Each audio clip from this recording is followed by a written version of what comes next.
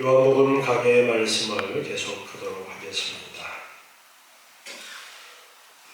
지난 시간에는 예수님께서 가룟 유다가 예수님을 파실 것에 대한 언급을 제자들에게 하시면서 새 계명을 너희에게 주는데 서로 사랑하라. 내가 너희를 사랑한 것 같이 너희도 서로 사랑하라. 그렇게 말씀하셨습니다. 그러면서 13장 33절 말씀을 다시 한번 보시면 소자들아 내가 아직 잠시 너희와 함께 있겠노라. 이제 죽음을 앞두고 계신 상황에서 잠시 동안 너희와 함께 있겠노라. 그렇게 말씀하시고 너희가 나를 찾을 터이나 그러나 일찍 내가 유대인들에게 너희는 나의 가는 곳에 올 수 없다고 말하는 것과 같이 지금 너희에게도 말하는데 나의 가는 곳에 지금은 너희가 올 수 없을 것이다. 예수님께서 지실 십자가를 앞두고서 십자가의 길을 가시기 때문에 지금 너희가 내가 가는 그 십자가의 길을 가지 못할 것이다 라는 언급을 하시면서 십자가를 지실 것에 대한 말씀을 하십니다. 그래서 36절로 이어지는 말씀에서 보면은 시몬 베드로가 말합니다. 주여 어디로 가십니까? 베드로가 물었어요. 어디로 가십니까? 예수님께서 내가 가는 곳에 올 수 없다라고 그렇게 말씀하시니까 어디로 가십니까? 라고 베드로가 그렇게 묻습니다. 베드로는 예수님의 말씀을 이해하지 못했기 때문에 그때는 이렇게 질문을 했던 것입니다. 예수님께서 말씀하시는데 나의 가는 곳에 내가 지금은 따라올 수 없으나 후에는 따라오리라 그렇게 말씀하십니다. 지금은 내가 가는 그 길을 따라올 수 없지만 후에는 따라올 것이다. 베드로는 그것이 어떤 말씀인지 이해를 하지 못했지만 뒤에 가서 그것이 어떠한 의미인가에 대해서 우리는 성경을 통해서 알 수가 있는데요. 요한복음 21장 18절부터 말씀을 보시면요. 요한복음 21장 18절에 보면 내가 진실로 진실로 내게 이르노니 젊어서는 내가 스스로 띠띠고 원하는 곳으로 다녔거니와 늙어서는 내 팔을 벌리리니 남이 내게 띠띠우고 원치 아니하는 곳으로 데려가리라. 베드로에 대해서 예수님께서 말씀하시는 거예요. 베드로 너가 지금은 나를 따라올 수 없지만 후에는 따라올 것이다 라고 말씀하신 것이 어떤 의미인지 부활하신 이후에 예수님께서 베드로에게 마지막으로 내 양을 먹이라 라는 부탁을 하시는 그 상황 속에서 말씀하시는 그러한 내용인데요. 계속해서 요한복음 21장 19절에 보니까 이 말씀을 하심은 베드로가 어떠한 죽음으로 하나님께 영광을 돌릴 것을 가리키심이러라. 이 말씀을 하시고 베드로에게 이르시되 나를 따르라 하시니 베드로가 어떠한 죽음으로 하나님께 영광을 돌릴 것을 예수님께서는 이미 아시고 이제 말씀하신 것이다. 그렇게 말씀하고 있어요. 그래서 젊어서는 너가 스스로 띠띠고 원하는 곳으로 다녔지만 늙어서는 내 팔을 벌리게 될 텐데 남이 너에게 띠를 띄우고 원치 않은 곳으로 데려갈 것이다. 베드로의 순교에 대한 그러한 말씀을 예수님께서 하고 계시는 것인데요. 이처럼 예수님께서 지금 십자가를 지시는 그 길을 앞두고서 십자가를 지는 그 길을 지금 너희들은 나를 따라올 수 없겠지만 나중에는 따라올 수 있다라는 말씀을 통해서 제자들이 순교하게 되어질 그러한 일들을 염두에 두고서 예수님께서 말씀을 하시는 거예요. 그래서 베드로 너 지금은 나를 따라올 수 없지만 나중에는 따라올 수 있을 것이다. 너도 순교의 길을 갈 것이다. 라는 말씀을 지금 하고 계시는 겁니다. 그렇지만 베드로는 지금 이 상황에서는 예수님이 도대체 무슨 말씀을 하시는지를 이해를 하지 못합니다. 그래서 베드로가 말합니다. 13장 37절에 보니까요. 주여 내가 지금은 어찌하여 따를 수 없나이까? 주를 위하여 내가 목숨을 버리겠나이다. 베드로다운 그러한 대답이죠. 왜 지금은 따를 수 없습니까? 난 무조건 따라갑니다. 나 죽어도 따라갑니다. 이렇게 지금 이야기를 합니다. 그러니까 예수님이 말씀하십니다.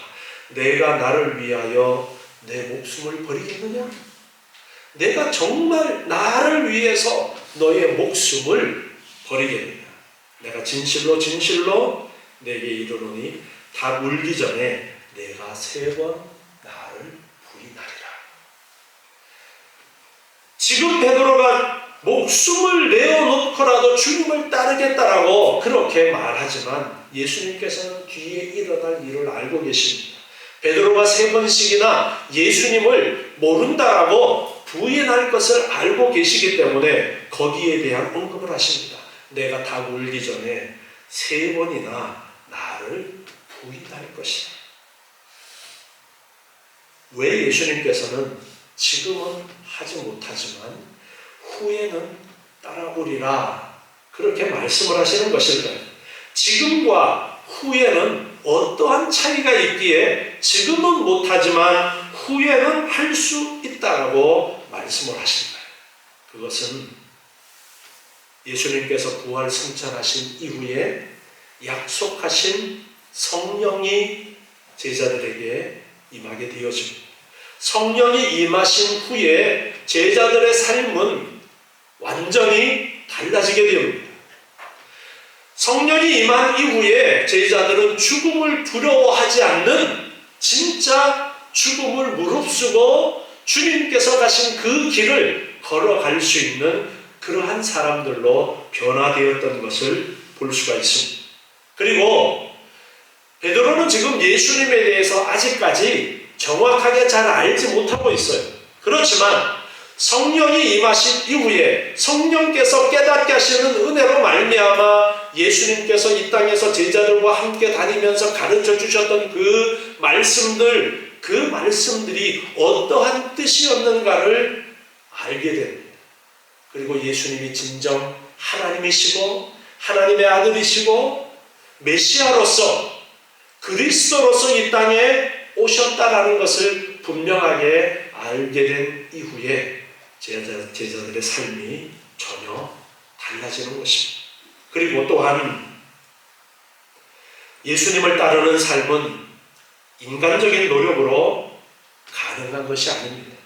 오직 하나님의 도우심, 성령 하나님께서 도우시는 은혜가 있어야만 그 길을 걸어갈 수가 있는 것입니다. 예수님께서 내가 너희를 사랑한 것 같이 너희도 서로 사랑하라 말씀하셨지만 그 말씀이 지식적으로만 우리에게 들어와서 우리가 정말 예수님처럼 사랑하게 되어지는 것이 아닙니다. 성령 하나님의 도우심이 있어야 우리의 속사람이 새로워지는 그런 은혜의 역사가 있어야 진정 주님께서 보여주셨던 그 본을 따라서 한 걸음씩 나아갈 수 있게 되어지는 것입니다. 아직까지 베드로는 성령의 임하심이 없었기 때문에 그런 인간적인 그러한 생각을 가지고 내가 왜 예수님을 따라갈 수 없습니까? 죽는 자리에까지 따라가겠습니다라고 말했습니다. 그러나 그것은 잠언 16장 18절 말씀처럼 교만은 패망의 선봉이요 거만한 마음은 넘어짐의 앞잡이니라 그렇게 말씀하시고 고린도전서 10장 12절에 보면 그런즉 선줄로 생각하는 자는 넘어질까 조심하라 라는 이 교훈의 말씀처럼 베드로는 죽는 자리에까지 따라가겠습니다라고 말했지만 예수님께서는 다 굴기 전에 3번이나 예수님을 모른다고 부인할 것을 말씀하십니다. 그렇게 장담했던 베드로가 예수님이 잡혀가신 이후에 예수님이 어떻게 되었나 먼 발치에서 그 상황을 보려고 갔다가 예수님을 3번씩이나 모른다고 그렇게 부인했던 것입니다. 그래서 인간적인 노력만으로 우리가 결코 주님께서 걸어가신 그 길을 따라갈 수 없다라는 것을 우리는 깨닫게 됩니다. 계속해서 예수님께서 이제 14장 1절의 말씀을 보면 너희는 마음에 근심하지 말라. 하나님을 믿으니 또 나를 믿으라. 내가 가는 곳에 너희가 지금은 올 수 없지만 후에는 너희가 올 텐데 그렇다고 해서 너희는 마음에 근심하지 말아라. 하나님을 믿으니 또 나를 믿으라. 지금 예수님께서 활동하고 계신 이 유대 땅은 구약시대부터 하나님에 대해서 잘 알고 있는 그러한 사람들이었죠. 그러나 예수님이 어떤 분인가에 대해서는 정확하게 잘 알지 못하는 상황 가운데 예수님께서 계속해서 제자들과 가까이 계시면서 예수님이 어떤 분이신가를 여러 가지 이적을 행하시고 말씀을 가르쳐 주심으로써 이제 가르쳐 주셨지만 아직 제자들이 그 예수님의 진정한 존재에 대해서 잘 알지 못하는 상황 가운데 있는 것입니다. 그러나 구약 시대부터 계속해서 말씀하셨던 천지를 창조하시고 출애굽을 통해서 애굽에서 나와서 약속의 땅 가나안 땅에 들어가게 하시고 그곳에서 나라를 이루어 살게 하신 그 하나님을 이스라엘 백성들은 잘 알고 있었어요. 그래서 너희가 하나님을 믿느냐? 그렇다면 또 나를 믿어라. 그렇게 말씀하고 있습니다. 예수님이 지금 요한복음에서 거듭 강조하셨던 내가 하나님의 아들이고 내가 하나님이다 라는 사실을 말씀하시는 거예요. 그래서 하나님을 믿으니 또 나를 믿어라. 그렇게 말씀하시면서 근심하지 말아라. 너희가 하나님을 믿느냐? 근심하지 마라.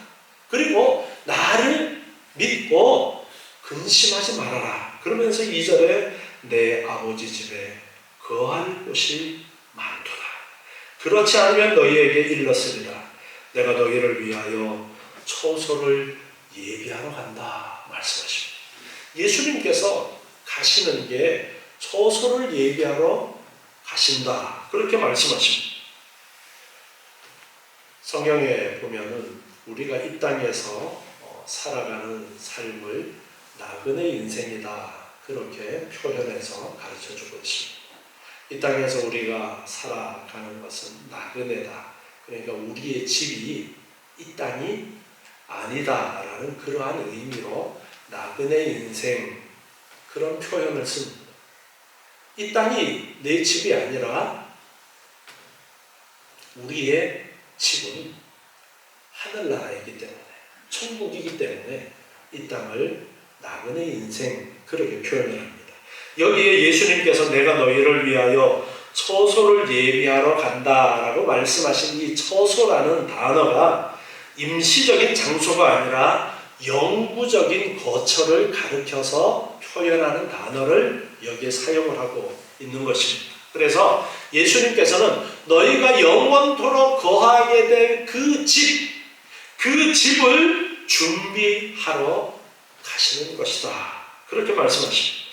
예수님께서 왜 갑자기 하나님 나라의 처소에 대해서 말씀하고 있는 것일까요? 이것은 제자들에게 자신과 비록 헤어지더라도 영원한 하나님 나라의 거처에서 다시 만날 것이라는 그 사실을 확인시켜 줌으로써 위로와 소망을 주시기 위해서 내가 너희를 위하여 처소를 예비하러 간다. 아버지 집에는 거할 곳이 많어. 내가 너희를 위해서 그 거할 곳을 예비하러 가니까 너희들 내가 없다고 해도 내가 떠난다고 해도 내가 간다고 해도 염려하지 마라. 그렇게 위로와 소망을 주시기 위해서 이렇게 말씀하고 있습니다. 뿐만 아니라 있다가 없어질 이 땅에 소망을 두지 말고 영원한 하늘 처소에 소망을 두게 하기 위해서 이렇게 말씀하고 있습니다. 실제로 제자들은 예수님의 승천을 목격하고 성령 강림 이후에 성령의 충만을 체험한 이후에 하늘 초소에 대한 확신을 가지게 됩니다. 그리고 세상의 일에 대해서 근심하지 않을 뿐만 아니라 순교조차 두려워하지 않는 강한 신앙을 가질 수가 있었던 겁니다. 고린도후서 5장 1절부터 말씀을 한번 보시겠습니다. 고린도후서 5장 1절 말씀에 보면 만일 땅에 있는 우리의 장막집이 무너지면 땅에 있는 우리의 장막집이 무너지면 여기에서 이 장막집은 육체의 죽음을 이제 염두에 두고 말씀하시고 있는 말씀인데요. 우리의 장막집이 무너지면 하나님께서 지으신 집 곧 손으로 지은 것이 아니요 하늘에 있는 영원한 집이 우리에게 있는 줄 아나니 천국에 빗대어서 이 땅의 집을 장막집이라는 것은 임시로 만들어 놓은 그런 집을 이야기하죠. 그래서 추수감사절기를 초막절, 장막절 그렇게 부르기도 했죠. 이제 나뭇가지 같은 걸로 초막을 지어놓고 임시 장막을 지어놓고 지키는 절기로서 그렇게 추수의 절기를 지키도록 구약에서 말씀하신 것이 있는데, 우리의 장막집이 무너지면 이 땅의 집을 장막집이라고 표현도 하고 또 우리 지금의 육체를 장막집처럼 임시적인 언젠가는 없어지고 새롭게 되어질 것으로 그렇게 빗대어서 말씀하고 있는 거예요. 그래서 우리의 장막집이 무너지면 하나님께서 지으신 집 곧 손으로 지은 것이 아니요 하늘에 있는 영원한 집이 우리에게 있는 줄 아나니, 하나님께서 예비해 놓으신 없어지지 아니하는 영원한 하늘나라의 집, 또 우리의 육체가 부활되어져서 새롭게 변화되어진 그 몸, 그러한 것들을 빗대어서 지금 말씀을 하고 있습니다. 그래서 이 땅에 장막집이 없어지면 하나님께서 지으신 영원한 집이 우리에게 있는 줄을 안다. 과연 우리가 여기 있어 탄식하며 하늘로부터 오는 처소를 덧입기를 간절히 사모하노니, 우리는 부활 이후에 변화된 그 몸으로 하나님의 나라에서 영원히 살 것을 사모한다. 그렇게 말씀하십니다. 이렇게 입음은 벗은 자들로 발견되지 않으려 함이라. 벗은 자가 되지 않기 위해서 그렇게 이제 소망을 가진다라는 것입니다. 이 장막에 있는 자는 우리가 짐진 것 같이 탄식하는 것은 벗고자 함이 아니요 오직 덧입고자 함이니 죽을 것이 생명에게 삼킨 바 되게 하려 함이라. 이제 육체에 부활할 것을 말씀을 하고 있어요. 그래서 벗고자 함이 아니라 덧입고자 합니다. 덧입어서 우리의 몸이 썩어지지 아니하는 영원한 몸, 예수님께서 부활하신 몸과 같이 그렇게 부활되어지기를 소망하는 것이다 라고 그렇게 말씀하고 있습니다. 곧 이것을 우리에게 이루게 하시고 보증으로 성령을 우리에게 주시면은 하나님이시다. 우리의 육체의 부활을 보증하기 위해서 성령을 우리에게 보증으로 주셨다. 그렇게 말씀하면서 우리는 부활을 소망하고 천국을 소망하는 자들이다. 고린도 교회를 향해서 그렇게 가르쳐 주시는 이 말씀인 것입니다. 우리는 예수님께서 지금 우리를 위해서 처소를 준비하러 가셨어요. 그러면 예수님께서 준비하고 계시는 그 처소는 어떠한 모습일까? 요한계시록 2장 1절 말씀, 21장 1절부터 말씀을 한번 보겠습니다. 요한계시록 21장에 이제 천국의 모습을 사도 요한이 환상 가운데 보고서 이제 기록한 것인데요. 하나님께서 사도 요한에게 기록하도록 하시고 천국의 모습을 보여주신 그 부분을 기록한 거예요. 또 내가 새 하늘과 새 땅을 보니 처음 하늘과 처음 땅이 없어졌고 바다도 다시 있지 않더라. 하나님의 나라가 온전하게 이 땅에 이루어질 때의 모습을 말씀하십니다. 새 하늘과 새 땅이다. 지금의 하늘과 지금의 땅이 새 하늘과 새 땅으로 변화되어지는 것을 말씀하십니다. 또 내가 보매 거룩한 성 새 예루살렘이 하나님께로부터 하늘에서 내려오니 그 예비한 것이 신부가 남편을 위하여 단장한 것 같더라. 정말 아름답게 준비되어진 새 예루살렘, 우리가 거할 새 예루살렘이 하늘로부터 내려오는 것을 보았습니다. 내가 들으니 보좌에서 큰 음성이 나서 가로되 보라, 하나님의 장막이 사람들과 함께 있음에 하나님이 저희와 함께 거하시리니 저희는 하나님의 백성이 되고 하나님은 친히 저희와 함께 계셔서 하나님의 장막이 사람들과 함께 있다. 하나님께서 거하시는 그곳이 이제 사람들이 함께 할 수 있도록 하나님께서 허락하셨다는 겁니다.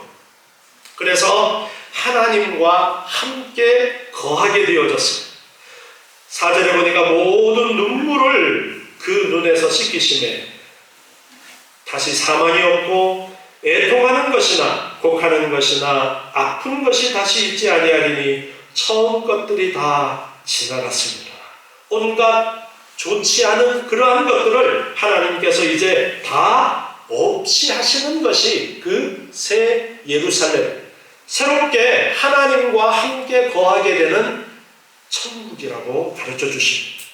보좌에 앉으신 내가 가라사대 보라, 내가 만물을 새롭게 하노라 하시고 또 가라사대 이 말은 신실하고 참되니 기록하라 하시고 또 내게 말씀하시되 이루었다. 나는 알파와 오메가요 처음과 나중이라. 내가 생명수 샘물로 목마른 자에게 값없이 주리니 이기는 자는 이것을 유업으로 얻으리라. 나는 저의 하나님이 되고 그는 내 아들이 되리라. 그러나 8절에 보니까요, 두려워하는 자들과 믿지 아니하는 자들과 흉악한 자들과 살인자들과 행음자들과 술객들과 우상 숭배자들과 모든 거짓말하는 자들은 불과 유황으로 타는 못에 참여하리니 이것이 둘째 사망이라. 그러나 예수를 믿지 않는 자들, 구원받지 못한 자들은 불못에 지옥불에 던져질 것이다 라고 말씀하십니다. 우리를 위하여 예비된 하나님의 나라가 우리에게 임하게 되어질 것이지만 구원받지 못한 자, 예수님을 믿지 않아서 구원받지 못한 자들에게는 불못, 영원토록 꺼지지 않는 지옥불에 던져질 것이다 말씀하십니다. 10절로 넘어가서 계속해서 한번 보겠습니다.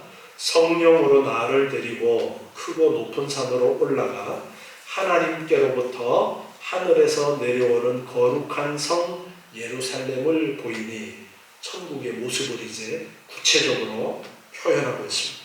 하나님의 영광이 있음에 그 성의 빛이 지극히 귀한 보석 같고 벽옥과 수정같이 맑더라. 하나님의 영광이 그 새 예루살렘 천국에 있어서 보석같이 그렇게 보인다, 그렇게 표현합니다. 크고 높은 성곽이 있고 12문이 있는데 문에 12천사가 있고 그 문들 위에 이름이 썼으니 이스라엘 자손 12지파의 이름들이라. 12개의 문에 천사가 있고 12지파의 이름이 적혀있고 동편의 세 문, 북편의 세 문, 남편의 세 문, 서편의 세 문이니 그 성의 성곽은 12기초석이 있고 그 위에 어린 양의 12사도의 12이름이 있더라. 기초석이 있는데 거기에는 12사도의 이름이 있고 내게 말하는 자가 그 성과 그 문들과 성곽을 청량하라고 금 갈대를 가졌더라. 이제 청량하는 자를 줬어요. 그래서 그 성은 네모가 반듯하여 장관이 같은데 그 갈대로 그 성을 청량하니 12,000 스라디온이요 장과 광과 고가 같더라. 12,000 스라디온이라는 그러한 크기, 이거는 상징적인 크기입니다. 이 요한계시록에 나오는 이 숫자들은 14만 4천이라는 숫자도 그렇고요. 다 상징적인 숫자예요. 14만 4천 명만 구원받는다라는 이단들이 많죠. 근데 거기 교인들 14만 4천 넘는 사람들은 그럼 어떻게 되는 거예요? 다 상징으로 말씀하고 있는 거예요. 그래서 그 성의 크기가 이렇게 표현되어져 있는 것은 엄청나게 크다라는 이 숫자에 담긴 의미가 그것을 말씀하고 있어요. 그 성곽을 청량함에 17절입니다. 144규빗이니 사람의 청량 곧 천사의 청량이라. 그 성곽은 벽옥으로 쌓였고 성은 정금인데 맑은 유리 같더라. 성은 유리와 같은 금으로 되어져 있어요.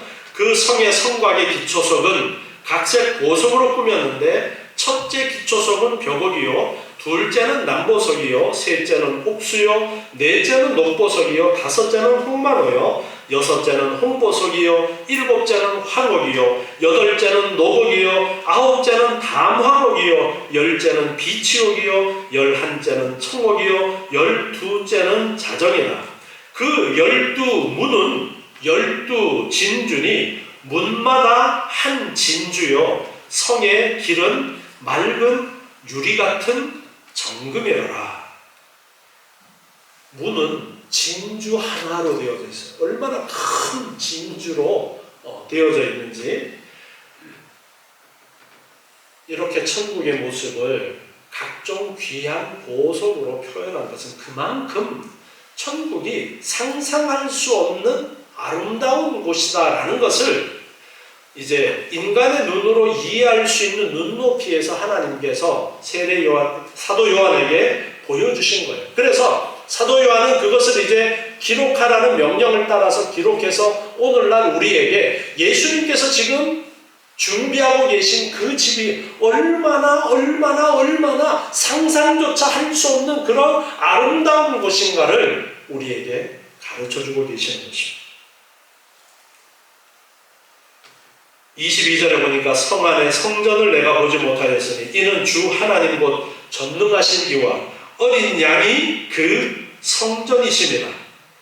하나님이, 예수님이 성전이기 때문에 성전은 거기 없어요. 그 성은 해나 달의 비침이 쓸데가 없으니 이는 하나님의 영광이 비치고 어린 양이 그 등이 되십니다. 거기에는 해와 달이 필요가 없어요. 왜? 하나님의 영광이 비치고 있기 때문에, 그 광명으로 가득하기 때문에 해와 달이 필요 없습니다. 만국이 그 빛 가운데로 다니고 땅의 왕들이 자기 영광을 가지고 그리로 들어오리라. 성문들을 낮에 도무지 닫지 아니하리니 거기는 밤이 없기 때문에 계속 성문이 열려 있어요. 사람들이 만국의 영광과 존귀를 가지고 그리로 들어오겠고 무엇이든지 속된 것이나 가증한 일 또는 거짓말하는 자는 결코 그리로 들어오지 못하되 오직 어린 양의 생명책에 기록된 자들 뿐이라. 하나님의 생명책에 기록된 자들만 그 하나님의 나라의 천국에 들어갈 수 있다라고 말씀하십니다. 예수님께서 바로 이 천국을 준비하러 가신다고 제자들에게 말씀하십니다. 그러니까 너희들 염려하지 말아라 말씀하시는 거예요. 다시 오늘 요한복음 14장 3절 말씀으로 돌아와서 보면요, 가서 너희를 위하여 처소를 예비하면 내가 다시 와서 너희를 내게로 영접하여 나 있는 곳에 너희도 있게 하리라. 처소를 예비하시고 반드시 다시 오시겠다라고 말씀하십니다. 사도행전 1장 11절에 보면은요, 사도행전 1장 11절에 가로대 갈릴리 사람들아 어찌하여 서서 하늘을 쳐다보느냐. 예수님께서 이제 승천하시는 그때의 기록입니다. 너희 가운데서 하늘로 올리우시니 예수는 하늘로 가심을 본 그대로 오시리라 하였느니라. 아멘. 예수님께서 반드시 다시 오실 것을 말씀하고 있습니다. 데살로니가전서 4장 16절부터 또 말씀을 보겠습니다. 데살로니가전서 4장 16절에 보니까요, 주께서 호령과 천사장의 소리와 하나님의 나팔로 친히 하늘로 쫓아 강림하시리니 그리스도 안에서 죽은 자들이 먼저 일어나고 부활할 것을 말씀하고 있어요. 그 후에 우리 살아남은 자도 저희와 함께 구름 속으로 끌어올려 공중에서 주를 영접하게 하시리니 그리하여 우리가 항상 주와 함께 있으리라. 먼저 예수님께서 재림하실 때에 예수님을 믿고 죽었던 자들이 먼저 부활함을 말씀하십니다. 그리고 예수님이 재림할 때에 살아있던 자들은 이제 변화된 몸으로 예수님을 맞이하게 되어질 것을 말씀하고 있습니다.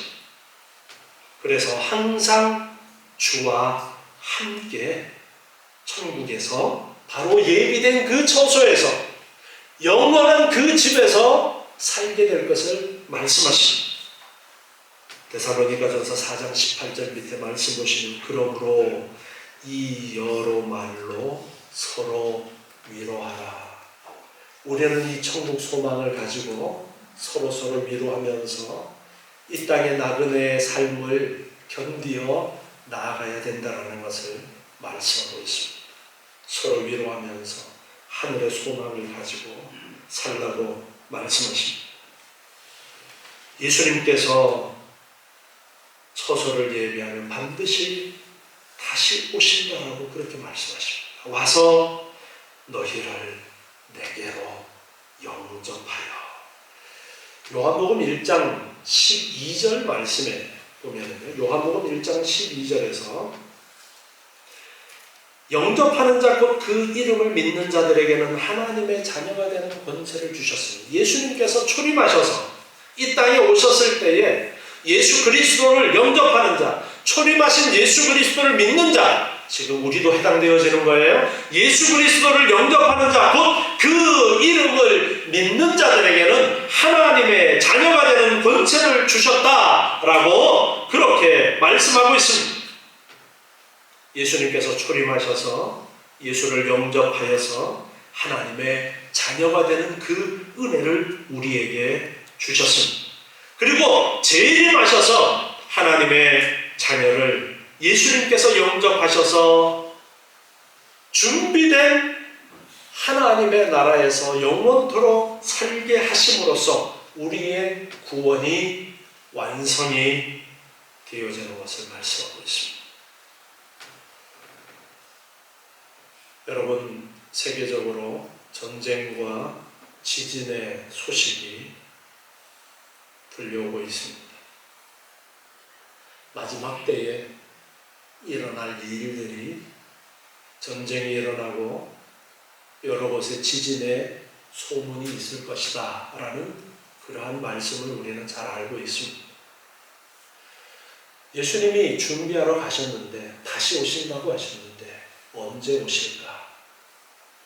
우리는 그때를 고대하고 있습니다. 지금이 마지막 때입니다. 이 마지막 때라는 것을 우리는 기억해야 됩니다. 한참 있다 오시겠지.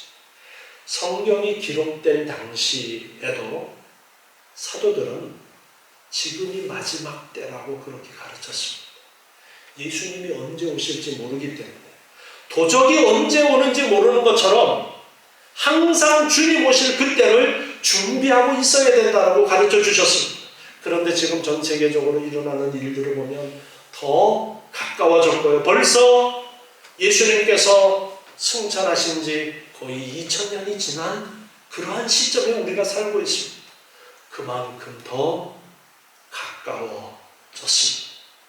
우리는 예수님께서 천국을 준비하시고 반드시 다시 오시겠다라고 약속하신 이 말씀을 믿는 자들입니다. 이 땅의 소망을 가지고 사는 것이 아니라 하늘나라의 소망을 가지고 살아야 합니다. 그래서 사도들은 이 말씀을 성령이 임하신 이후에 깨닫고서는 복음을 전하고 하나님의 나라를 선포하고 회개하라, 천국이 가까웠다, 예수님이 곧 오실 것이니까 예수님이 오실 날을 준비하라라고 외쳤던 겁니다. 그리고 복음을 전하다가 순교하는 그 일을 부끄럽게 여기지 않고 두려워하지도 않았습니다. 왜? 이 땅은 나그네 길이고 우리의 집은 주님께서 예비하신 영원한 그 나라이기 때문에, 그리고 예수를 믿지 않는 자들에게는 영원토록 불타는 지옥불이 기다리고 있기 때문에 우리는 그것을 알고 예수님을 믿는 것입니다. 그리고 천국의 소망을 가지고 살아가는 것입니다. 요한복음 14장 4절에 보니까 내가 가는 곳에 그 길을 너희가 알리라.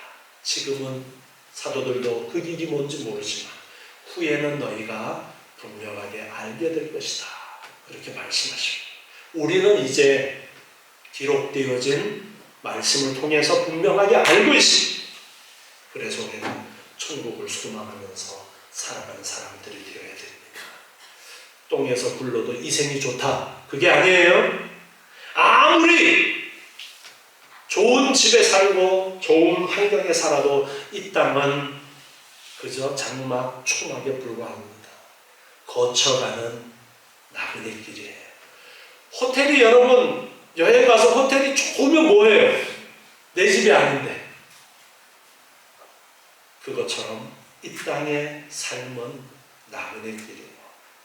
우리를 위하여 예비된 그 어떤 것과도 비교할 수 없는 아름다운 천국이 우리를 위하여 준비되어 있다는 것을 아시고, 어떤 어려움과 힘든 상황 속에서도 우리가 서로 위로하고 서로 도우면서 천국의 길을 가시는 여러분 되시기 바랍니다. 기도하겠습니다.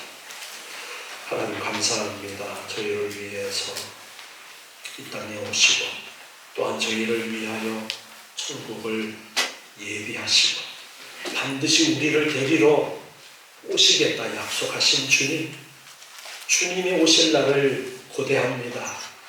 아버지 하나님, 저희들 소망 가운데 살게 하시고 이 땅의 삶을 사는 동안 힘들고 어려움이 있어도 견디게 하시고 죽음의 그러한 상황 속에서도 두려워하지 않게 하시고 예수 그리스도를 바라보고 천국의 소망을 가지고 살아가는 저희들 되게 도와 주시옵소서. 이 귀한 천국의 복음을 또한 증거하면서 살아가는 저희의 복된 삶이 되게 하여 주시옵소서. 예수님의 이름으로 기도드리옵나이다. 아멘.